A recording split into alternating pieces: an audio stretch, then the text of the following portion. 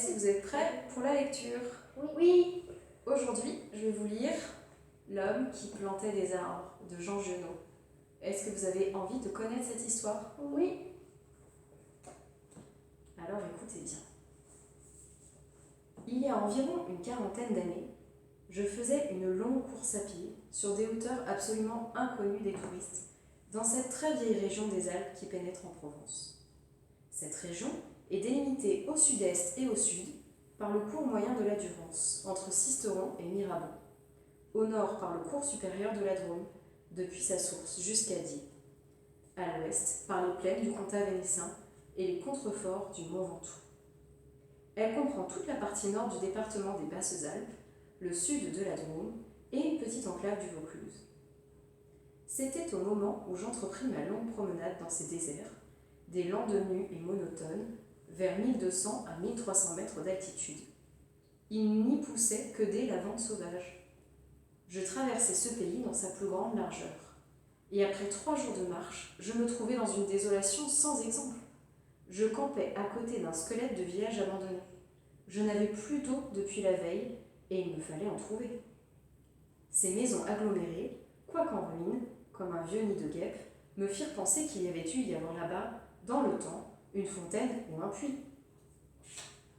Il y avait bien une fontaine, mais sèche.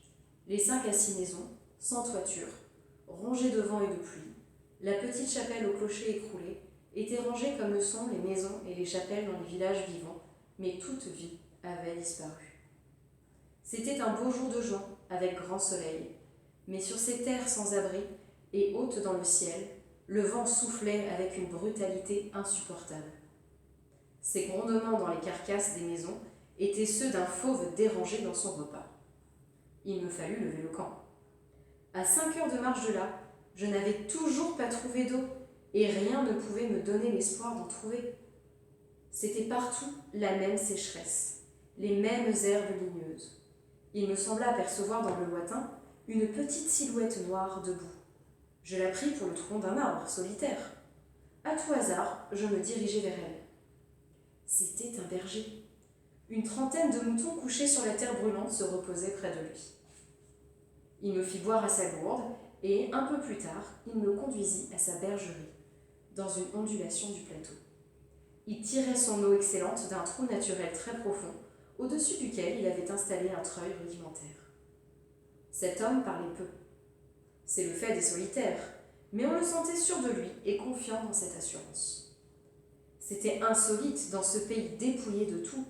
Il n'habitait pas une cabane, mais une vraie maison en pierre, où l'on voyait très bien comment son travail personnel avait rapiécé la ruine qu'il avait trouvée là à son arrivée. Son toit était solide et étanche.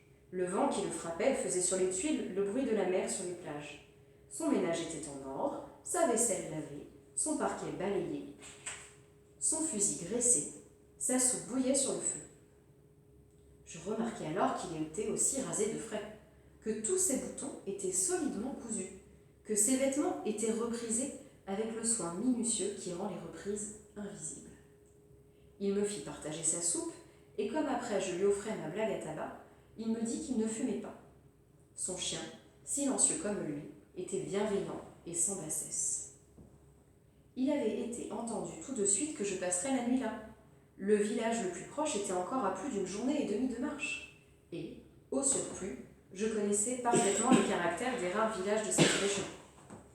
Il y en a 4 ou 5 dispersés loin les uns des autres sur les flancs de ces hauteurs, dans les taillis de chênes blancs et à la toute extrémité des routes carrossables. Ils sont habités par des bûcherons qui font du charbon de bois. Ce sont des endroits où l'on vit mal. Les familles, serrées les unes contre les autres dans ce climat qui est d'une rudesse excessive, aussi bien l'été que l'hiver, exaspèrent leur égoïsme en vase clos. L'ambition irraisonnée s'y démesure, dans le désir continu de s'échapper de cet endroit. Les hommes font porter leur charbon à la ville avec leurs canons, puis retournent. Les plus solides qualités craquent sur cette perpétuelle douche écossaise. Les femmes mijotent des rancœurs. Il y a concurrence sur tout, aussi bien pour la vente du charbon que pour le banc à l'église, pour les vertus qui se combattent entre elles, pour les vices qui se combattent entre eux, et pour la mêlée générale des vices et des vertus sans repos. Par là-dessus, le vent également sans repos irrigue les nerfs. Il y a des épidémies de suicide et de nombreux cas de folie, presque toujours meurtrières. Le berger qui ne fumait pas alla chercher un petit sac et déversa sur la table un tas de glands. Il se mit à les examiner l'un après l'autre avec beaucoup d'attention, séparant les bons des mauvais. Je fumais ma pipe. Je me proposais pour l'aider. Il me dit que c'était son affaire. En effet, voyant le soin qu'il mettait à ce travail, je n'insistais pas. Ce fut toute notre conversation. Quand il eut du côté des bons un tas de glands assez gros, il les compta par paquets de 10. Ce faisant, il éliminait encore les petits fruits ou ceux qui étaient légèrement fendillés, car il les examinait de fort près. Quand il eut ainsi devant lui 100 glands parfaits, il s'arrêta et nous allâmes nous coucher. La société de cet homme donnait la paix. Je lui demandai le lendemain la permission de me reposer tout le jour chez lui. Il le trouva tout naturel, ou plus exactement, il me donna l'impression que rien ne pouvait le déranger. Ce repos ne m'était pas absolument obligatoire, mais j'étais intriguée et je voulais en savoir plus. Il fit sortir son troupeau et il le mena à la pâture.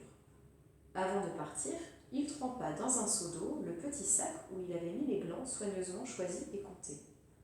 Je remarquai qu'en guise de bâton, il emportait une tringle de fer grosse comme le pouce et longue d'environ 1,50 m. Je fis celui qui se promène en se reposant et je suivis une route parallèle à la sienne. La pâture de ces bêtes était dans un fond de combe. Il laissa le petit troupeau à la garde du chien et il monta vers l'endroit où je me tenais. J'eus peur qu'il vînt pour me reprocher mon indiscrétion, mais pas du tout. C'était sa route et il m'invita à l'accompagner si je n'avais rien de mieux à faire. Il allait à 200 mètres de là sur la hauteur. Arrivé à l'endroit où il désirait aller, il se mit à planter sa tringle de fer dans la terre. Il faisait ainsi un trou dans lequel il mettait un gland. Puis, il rebouchait le trou. Il plantait des chênes. Je lui demandai si la terre lui appartenait. Il me répondit que non. Savait-il à qui elle était ? Il ne savait pas. Il supposait que c'était une terre communale, ou peut-être était-elle la propriété des gens qui ne s'en souciaient pas. Lui ne se souciait pas de connaître les propriétaires. Il planta ainsi ses 100 glands avec un soin extrême. Après le repas de midi, il recommença à trier sa semence. Je mis, je crois, assez d'insistance dans mes questions, puisqu'il y répondit. Depuis 3 ans, il plantait des arbres dans cette solitude. Il en avait déjà planté 100 000. Sur les 100 000, 20 000 étaient sortis. Sur ces 20 000, il comptait encore en perdre la moitié du fait des rongeurs ou de tout ce qu'il y a d'impossible à prévoir dans les desseins de la Providence. Restaient 10 000 chênes qui allaient pousser dans cet endroit où il n'y avait rien auparavant. C'est à ce moment-là que je me souciais de l'âge de cet homme. Il avait visiblement plus de 50 ans, 55 me dit-il, et il s'appelait Elzéar Bouffi. Il avait possédé une ferme dans les plaines, il y avait réalisé sa vie. Il avait perdu son fils unique, puis sa femme. Il s'était retiré dans la solitude, où il prenait plaisir à vivre lentement avec ses brebis et son chien. Il avait jugé que ce pays mourrait par manque d'arbres. Il ajouta que, n'ayant pas d'occupation très importante, il avait résolu de remédier à cet état des choses. Menant moi-même à ce moment-là, malgré mon jeune âge, une vie solitaire, je savais toucher avec délicatesse aux âmes des solitaires. Cependant, je commis une faute. Mon jeune âge, précisément, me forçait à imaginer l'avenir en fonction de moi-même et d'une certaine recherche du bonheur. Je lui dis que dans 30 ans, ces 10 000 chênes seraient magnifiques. Il me répondit très simplement que si Dieu lui prêtait vie, dans 30 ans, il en aurait planté tellement d'autres que ces 10 000 seraient comme une goutte d'eau dans la mer. Il étudiait déjà d'ailleurs la reproduction des hêtres et il avait près de sa maison une pépinière issue des faînes. Les sujets qu'il avait protégés de ses moutons par une barrière en grillage étaient de toute beauté. Il pensait également à des bouleaux pour les fonds où, me dit-il, une certaine humidité dormait à quelques mètres de la surface du sol. Nous nous séparâmes le lendemain. L'année d'après, il y eut la guerre de 14, dans laquelle je fus engagé pendant 5 ans. Un soldat d'infanterie ne pouvait guère y réfléchir à des arbres. À dire le vrai, la chose même n'avait pas marqué en moi. Je l'avais considéré comme un dada, une collection de timbres, et oublié. Sorti de la guerre, je me trouvais à la tête d'une prime de démobilisation minuscule, mais avec le grand désir de respirer un peu d'air pur. C'est sans idée préconçue, sauf celle-là, que je repris le chemin de ces contrées désertes. La suite, la prochaine fois. C'est bon,